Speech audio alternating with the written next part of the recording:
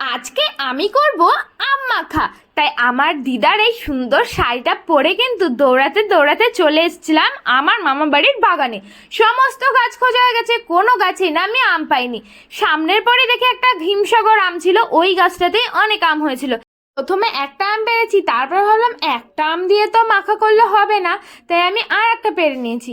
ওদিক থেকে আমার বোন বলছে, না দিদি তুমি আর একটা পারো, এতগুলো লোক।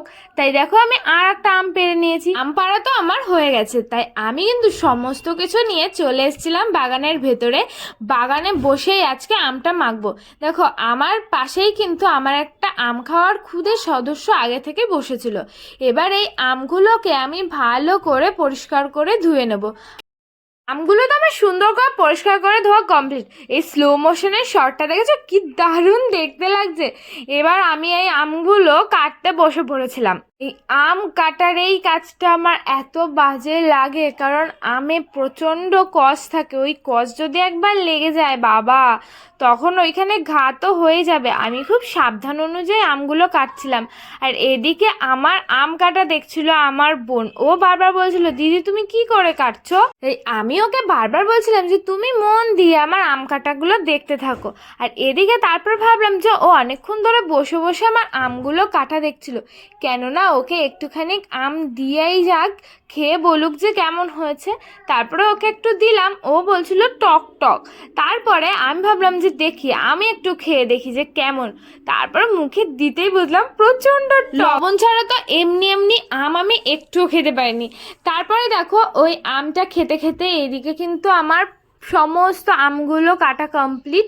আর এবার আমি এই ছোট্ট একটা ছাঁকনি নিয়ে চলে এসেছি, যেটা দিয়ে আমি এই গ্রেট করছিলাম, মানে গ্রেটার নিয়ে চলে এসেছি আর কি। আর এই আমগুলো গ্রেট করতে আমার এত ভালো লাগছিলো, দেখো কি সুন্দর ঝুরঝুর ঝুরঝুর করে পড়ে যাচ্ছিলো। আর আমার এই গ্রেট করা দেখে আমার ক্যামেরাম্যান মানে আমার বোন বারবার বলছে, দিদি আমাকে দাও, আমি একটুখানি করব। আমি বলছি না তোমাকে করতে হবে না, আমিই করি। আর এদিকে দেখো একটা আমের থেকে কতখানি গ্রেট করে বেরিয়েছে, এখন না এই দুটো আম আমাকে করতে হবে। আর এদিকে দাঁড়িয়ে রয়েছে তখন থেকে আমার আম খাওয়ার সদস্যগণ, এখানে আমার ভাই দাঁড়িয়েছিল। আর ওদিক থেকে তো ওর দিয়ে আমার আর এক ক্ষুদে সদস্য এসে আমার পাশে বসে পড়েছে। আর জানো তো এই আমটা যখন আমি গ্রেট করতে যাচ্ছিলাম, এর ভেতরে না আটি হয়নি। আর আমি ওই যে নরম আটিটা ছিল ওটাও গ্রেট করে দিচ্ছিলাম ভুল করে বাবা। তারপরে তো আমি অনেক সাবধান হয়ে ওই আমটা গ্রেট করেছি। আর এদিকে দেখো আমার কিন্তু সমস্ত আম গ্রেট করা কমপ্লিট। আর আমি কিন্তু এর মধ্যে দুটো আমের আঁটি রেখে দিয়েছি, কারণ আমার আঁটির সাথে আম মাখা খেতে খুব ভালো লাগে। প্রথমেই আমি এর মধ্যে কিন্তু লবণ আর চিনি দিয়ে দিয়েছি। আর তারপরে নিয়ে এসেছিলাম কাঁচা লঙ্কা, 4টে কাঁচা লঙ্কা দেখে আমার ভাই বোনগুলো সব ভয় পেয়ে যাচ্ছিল।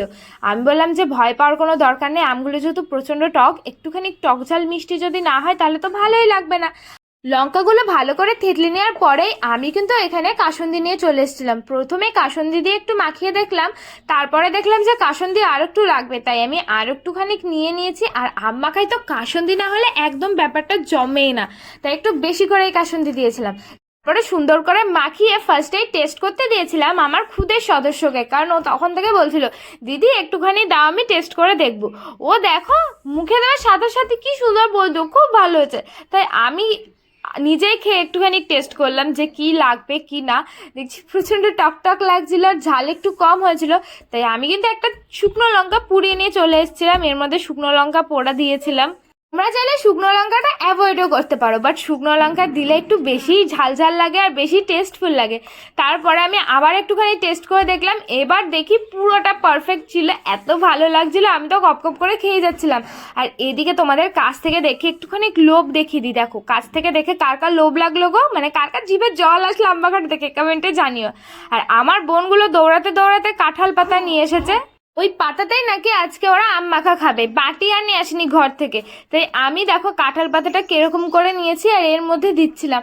তারপরে ওর হাতে দিতে গিয়ে দেখি নিচ দিয়ে ঝোলগুলো টপ টপ করে পড়ছিল, তাই আর একটা কাঁঠাল পাতা নিচে আমি দিয়ে দিয়েছিলাম সুন্দর করে, কারণ আম মাখার যে ঝোলটা থাকে ওই ঝোলটাই তো একটা অন্য টেস্ট এনে দেয় ওটাই যদি পড়ে যায়। আর এদিকে ক্যামেরাম্যান বারবার বলছে আমাকে দাও, আমাকে না দিয়ে তুমি একা খেয়ে যাচ্ছ, তাই ওর জন্য কিন্তু আমি আলাদা করে রেখে দিয়েছিলাম। আর এদিকে সবাইকে বাটিতে করে দিয়েছে, তারপরে আমি কিন্তু কপ কপ করে খেয়ে যাচ্ছিলাম। এত টেস্ট হয়েছে গাইস, তোমাদের কি আর বলবো। তারপরে আমার এই যে সব থেকে পছন্দের জিনিস আমের আঠিটা নিয়ে নিয়েছে, আর এটা চুষে চুষে খেতে আমার এতটা বেশি ভালো লাগে। এর এদিক থেকে দেখো আর একটা আঠি ছিল, ওটা আমার বোন নিয়ে নিয়েছে, ও খাচ্ছিল। আর গাইজ তোমরা এই বছর কে কে আম মাখা খেয়েছো আমাকে কিন্তু অবশ্যই কমেন্ট করে জানাবে। জানো তো আমি আগের বছর একটা দিনও আম মাখা খাইনি, তাই এবছর আমি এত আম মাখা খেয়েছি আমি বলে বোঝাতে পারবো না। আর এদিকে আমার ক্যামেরাম্যানকেও দেখিয়ে দিলাম লাস্টে। তো গাইজ আজকের ভিডিওটা কেমন লাগলো জানিও, ভালো লাগলে লাইক শেয়ার করতে